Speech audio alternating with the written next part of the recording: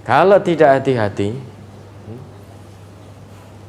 orang yang kita anggap alim di tengah-tengah kita, apa yang keluar dari lisan beliau tidak sesuai dengan ayat Quran, tidak sesuai dengan hadis Nabi, kita ikuti secara membabi buta. Hanya gara-gara fulan kita anggap alim di antara kita, di tengah-tengah kita.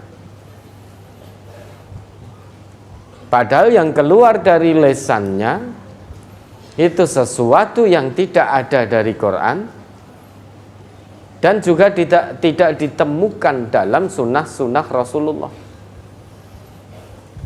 Namun karena itu sudah mendarah daging dianggap alim, kemudian masyarakat mengikuti secara membabi buta, tidak ada landasan hukumnya, tidak ada landasan dalilnya dari Quran dan dari sunnah. Kalau diikuti secara membabi buta, maka sama dengan orang-orang Yahudi dan juga orang-orang Nasrani yang mengikuti orang-orang alim mereka dan pendeta mereka tanpa dasar hukum yang dibenarkan oleh Allah. Fadzalika ibadatuhum iyyahum. Itulah bentuk penyembahan kita kepada mereka. Jadi menjadikan orang-orang alim ini sebagai Tuhan selain Allah. Jadi mempertuhankan orang alimnya. Apapun yang keluar dari lisan orang yang dianggap alim itu wis pokoknya dieloni. Ora sah kakean takon dalil. Wis ora sah kakean takon dalil. Pokoknya itu keluar dari ustadz fulan, dari fulan-fulan yang dianggap alim, wis mesti beneri. Masa ustadz ora bener. Wis toh rasah kakean takon dalil meluwo. Gandula engko tekan surga, kan begitu. Lah anehnya kita juga ikut. Kita tanya dalil, wis ora sah kakean takon dalil, engko didudoi dalile tenan, mumet kowe malahan. Ra iso maca, ra iso iki bukake kitab ini malah pusing nanti kamu. Wis pokoke melu. Ini pokoknya ini yang susah. Nah, kita jangan ikut-ikut pokoknya. Kalau kita hanya ikut-ikutan, ya sama keadaan kita. Meski masih mendirikan sholat, masih menyembah Allah, namun tanpa sadar menjadikan seseorang yang dianggap alim itu sebagai Tuhan selain Allah. Ini yang mengatakan Allah, bukan saya. Ini namanya arbab, menyekutukan Allah dalam bentuk arbab. Masih menyembah Allah, tetapi mengikuti orang yang dianggap alim secara membabi buta tanpa landasan yang dibenarkan. Kalau dalam konteks warisan Nabi, yaitu tanpa landasan dari Quran dan Sunnah. Wes toh, kalau kita mengikuti selain Quran dan Sunnah, pasti sesat karena yang menjamin Nabi.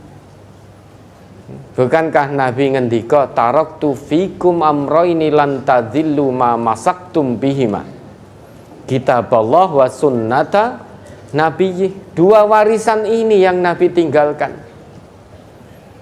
Jaminan dari Nabi, jika kamu pegang teguh keduanya ini, lan tadhillu, niscaya kamu tidak akan pernah sesat selama-lamanya.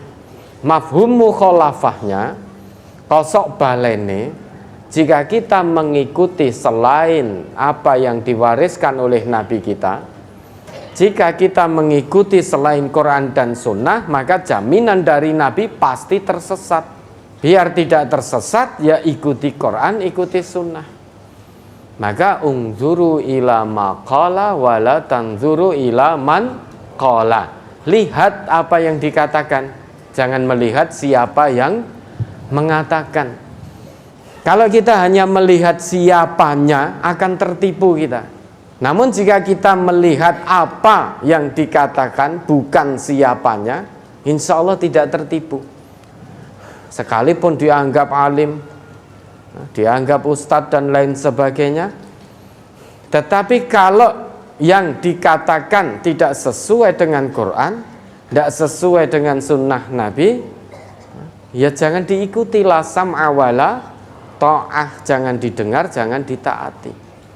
Tetapi jika yang dikatakan itu mi'ah bil mi'ah, 100% sesuai dengan Quran dan sunnah, meski yang mengatakan orang yang tidak pernah sekolah, mungkin TK dikeluarkan, gak pernah SD, namun jika dia mengatakan sesuai dengan Quran dan sunnah, siapapun kita, setinggi apapun pangkat kita, sebanyak apapun harta yang dimiliki, semulia apapun pekerjaan kita di tengah-tengah masyarakat, kewajiban kita as-sam'u wa ta'ah, mendengar dan taat, meski yang menyampaikan orang yang tidak pernah sekolah. Bukan berarti kita mengikuti orang itu, tetapi kita mengikuti apa yang dia sampaikan, yaitu Quran dan sunnah itu.